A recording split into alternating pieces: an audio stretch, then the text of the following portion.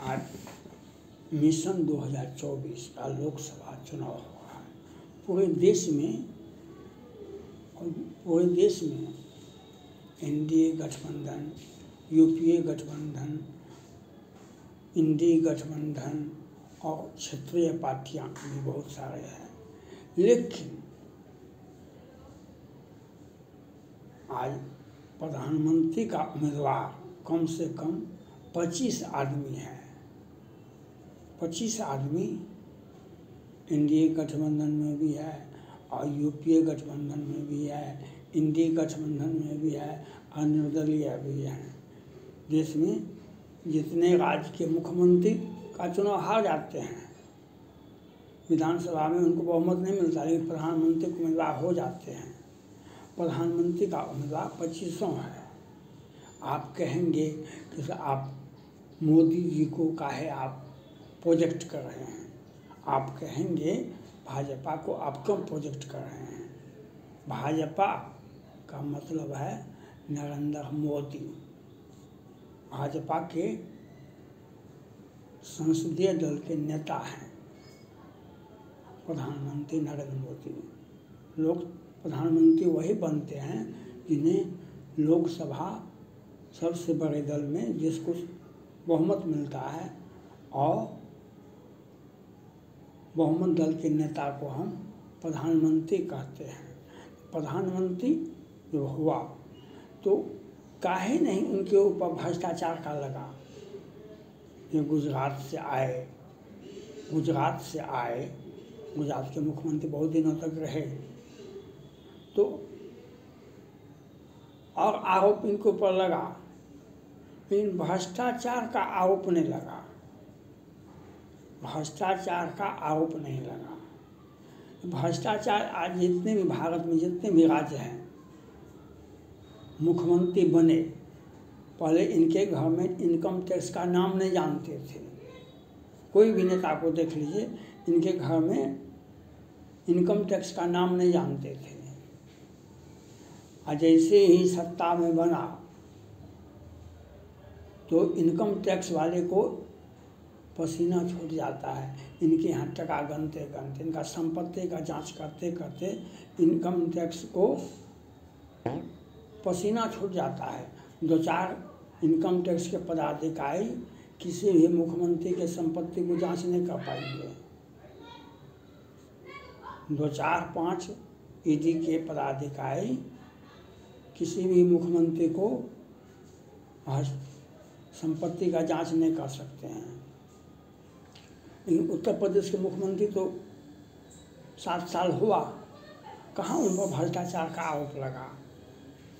N t party को तो लगाना चाहिए, अखिलेश सिंह यादव को लगाना चाहिए। तो आज प्रधानमंत्री ही एक ऐसा व्यक्ति हैं जो भ्रष्टाचार से परे हैं। उन्होंने पहले कहा था हम नहीं खाएंगे न खाने देंगे, नहीं हम खाएंगे न खाने देंगे। प्रधानमंत्री नरेंद्र मोदी जी ने स्पष्ट रूप से कहा था नहीं हम खाएंगे न खाने देंगे।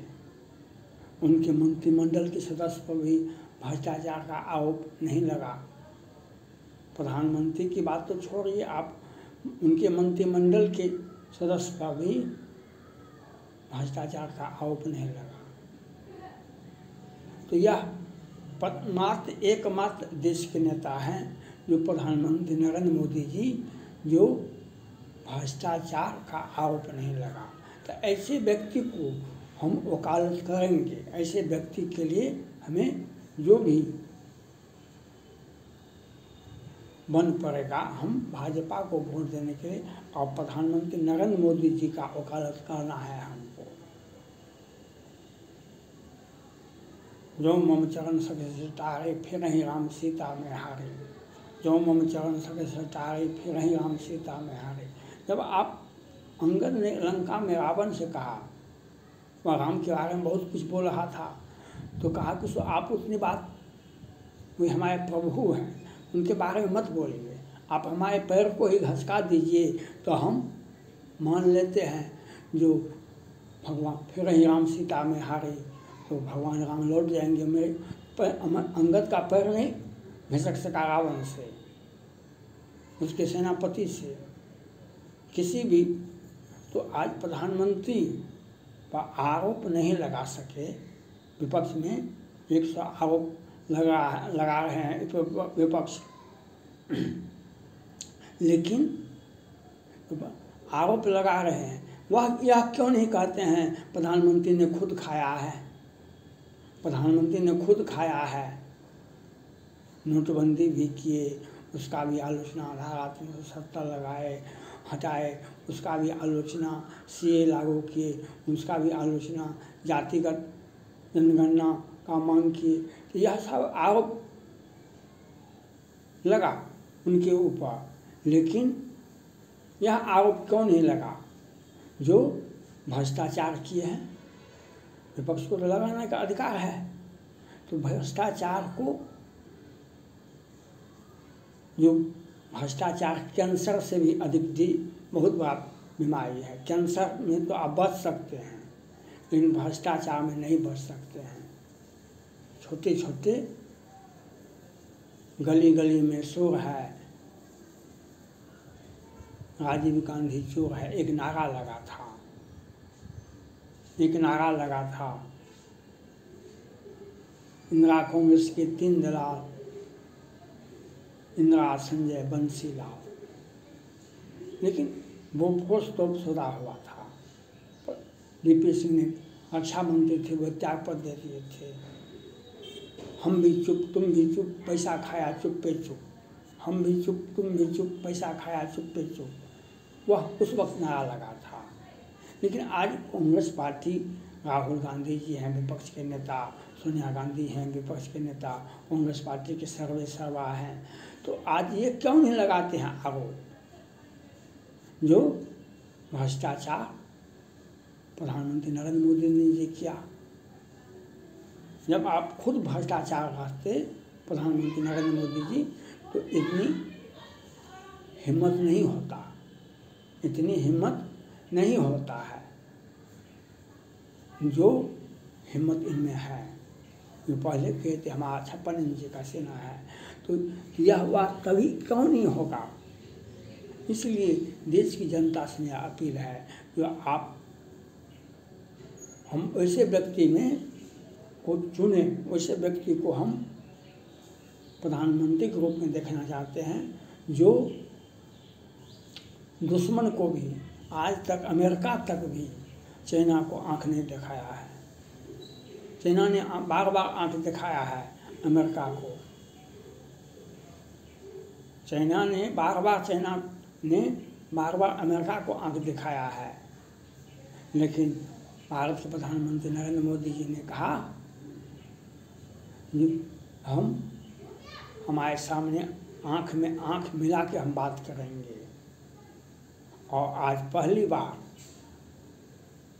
1971 के बाद पहली बार कई इतिहास में पहली बार चीन की सेना को हमारे जवानों ने शहीद किया और चीन की सेना को वापस लौटना पड़ा। अभी एक ग्लोबल टाइम्स चाइना का कहता है हम J-17 सीमा पर लगा दिया है। भारत के भी विपक्षी दल कहते हैं J-17 लगा दिया है सीमा पर, लेह लद्दाख हिमाचल प्रदेश के नज़दीक में। भाई वह क्या है उसका पास में कोई हथियार है ही नहीं, और उसको यह हिम्मत नहीं है चाइना को। जब तक भारत के प्रधानमंत्री नरेंद्र मोदी जी रहेंगे तो भारत की तब आंख उठा के नहीं देखेंगे। वो ग्लोबल टाइम्स और उसका मीडिया वह बोलता रहेगा, क्योंकि अगर आपके घर में वही जो गली के डॉग होता है, गली का जो डॉग होता है, उसको अपने घर में बंद कर दीजिए और कस के मारिए। वह जब तक जिंदा रहेगा तो आपके घर में नहीं घुसेगा। जब तक जिंदा रहेगा वह कुत्ता, तो वह आपके घर में नहीं घुस सकता है। जब तक चाइना शी जिनपिंग जिंदा रहेंगे तब तक भारत में नहीं घुसेगा, क्योंकि डोकलाम, गलवान और तवांग तीनों में उनकी इतनी बेइज्जती हो गई। यह नरेंद्र मोदी को श्रेय जाता है, ये नरेंद्र मोदी जी को श्रेय जाता है, जो प्रत्येक दिन आतंकवादी हमला होता था। भारत में कोई भी राज्य खाली नहीं था 14 के पहले। और प्रधानमंत्री ने कहा हम घुस का मारेंगे, और Balakot air strike, surgical strike Pakistan में कर दिया गया। 40 के बदले 4000 को हमने उसे घर में घुस कर मार दिए। ये हम तो निमंत्रण देते हैं, हम तो निमंत्रण देते हैं मोदी जी के बल पर। जो चाइना घुस के आवे, हिमाचल प्रदेश उसका है, लद्दाख भी उसका है, अरुणाचल प्रदेश भी, तवांग भी उसका है, उत्तराखंड भी उसका है। आके भाई लीजिएगा तब न देंगे हम। आएगा चाइना, चीनी सैनिक आएंगे तब तो हम देंगे उनको। लेकिन डर से अभी नहीं करता है, चलेगा कैसे? माहौल बिगाड़ने से, वह चूँकि भारत में चुनाव हो रहा है तो माहौल को गरमाने के लिए विपक्ष को मुद्दा दे रहा है चाइना। जो आप इस मुद्दा पर मोदी जी को घेर रही है। तो हम लोग इतना मूर्ख नहीं है, इतने बुज़दिल नहीं हैं जो मोदी जी पर कोई आँच आएगा। भारत की जनता ने कसम खा लिया है, जो राम को लाए हैं हम उनको लाएंगे, जो राम को लाए हैं हम उनको लाएंगे। इसलिए भारत की जनता, इसने कृष्ण का नाक में दम नहीं लेने के लिए, कृष्ण भगवान को सांस लेने में दिक्कत हो रहा है। मथुरा जाकर देखिए, चारों कात से वही मुसलमान घेर लिया है, और चारों कात से घेर लिया है। अखिलेश यादव जी बोलेंगे नहीं, वे कसम खाए हैं, क्योंकि बोलेंगे वोट बैंक खिसक जाएगा। वोट बैंक क्या होता है? वोट बैंक वह आपको धोखा दे रहा है, आप उस धोखा में पड़ रहे हैं। आप और ऐसा नहीं करना चाहिए। आपको देश का सौदा नहीं, हमारे आराध्य का, जो राम का नहीं हो सका, जो कृष्ण का नहीं होगा, वह आपका होगा। इसलिए भारत के सनातन धर्मावलंबियों से, पूरे हिंदुओं से अपील है कि मोदी जी के सामने कोई दूसरा व्यक्तित्व नहीं है जो हम पर भरोसा करें। इसलिए मोदी, सिर्फ मोदी। थैंक्स।